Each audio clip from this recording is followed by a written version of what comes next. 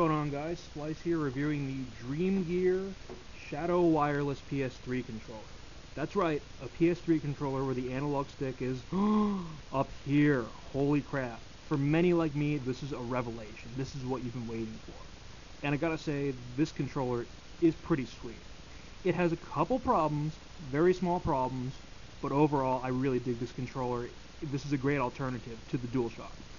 The problems with the DualShock I found are that, one, it doesn't have that much gripping area. These sticks, these prongs here need to be longer. Like, we all laughed at the boomerang shape of the original one, but I really think it would have given us a better, grip. It looks stupid, though, I must admit.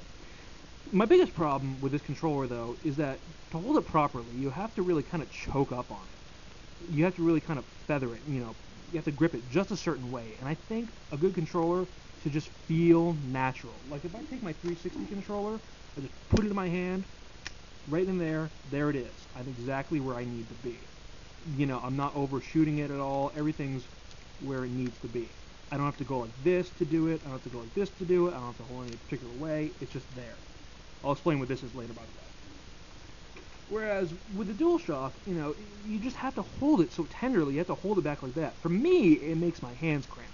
And I admit, I kind of have big hands, but I'm not Liam Neeson. I'm not, eating these with my hands. How I want to hold this is by putting it right in there, like that. But if I do that, my thumbs totally run into each other. I have to pull back like that in order to do it. But in that case, I'm also using the tip of my thumb right here. And really, to have the most grip, you have to use that part of your thumb. That's how I've been doing it for years. That's how I've been doing it since the N64, So, this controller has just kind of, I've never really liked it. I've never really liked the DualShock 3. I had no problem with the DualShock 2. But this generation, I'm finding I'm playing a lot more shooters and more games that are popular, like for example Metal Gear Solid. Now it has more first-person shooting. It's more third-person now, given the camera's more like Splinter Cell. Games like Ratchet and Clank, Infamous coming out very soon, which I can't freaking wait for. The other problem with this controller is that the trigger here as well slopes down, which is fail. Like, it just feels gummy too. It's no good. It's alright for racers, but again, if you're holding it down for a while, you have that potential for your finger to fall off. And as you can see, I remedied that with a real trigger right here, which I also highly suggest if you're going to stick with the DualShock, because it just gives you more grip right there. It's like $5. Yeah, D-pad's awesome though. Buttons I have utterly no problem with, But that being said, I find a lot of the problems are resolved with this controller. The sticks actually feel a little bit tighter than the DualShock 3s. It might be my perception because I've been using the DualShock 3 and therefore they're loose from use, possibly.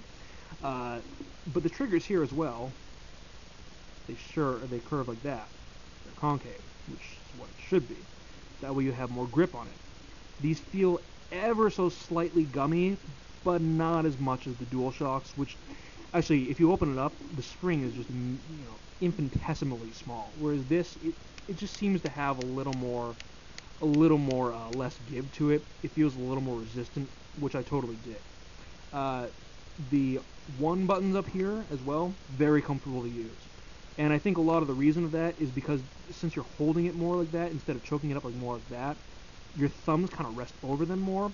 It just feels a little bit more natural to me. And of course, the stick placement is just essential to me. If you've played a lot of Xbox, or if that's just how you kind of grew up playing games, unlike most people who have Sonys, who have been playing since PS1, they prefer the DualShock, and I respect that because that's what they're used to. But personally, I think the design is a little outdated. And really, if Sony would just make this controller awesome. The only thing that's really changed aesthetically is this right here. It's just changed that for that, and that's all you really need to do. Do that too. That's nice, and just give it more of this. This is really the ideal DualShock, and it has the dual rumble motors in here as well, so you get that nice shaking quality to it. I tested it with Infamous. I went, where I was just riding around in a train. You could feel it really rumble just as much as the DualShock. The only problem I have with this controller is that in testing, I find that the dead space on it is somewhere, or the dead zone is between here and here. So if you're kind of feathering the controller, you have to really kind of push it to its outer realm, like here. This is where it starts sensing stuff. And that's not too awesome. it prevents you from making those really fine adjustments. And given that it has a little more springiness to it, you kind of got to push it a little more. That also kind of stops you from over pushing it, because you have more resistance there. But one solution to it, and I really suggest these for everything, FPS free. You can get these at controlfreak.com. Control Freak makes them. It's KONTROLFREEK.com. It's just basically an analog stick that extends your analog stick's height. And in so doing, snap that on there, it just makes it taller. It looks stupid, I know, but honestly, functionally, this thing is a godsend. In playing Call of Duty, my accuracy has just been insane. I've never really sniped before. I'm sniping like a madman now.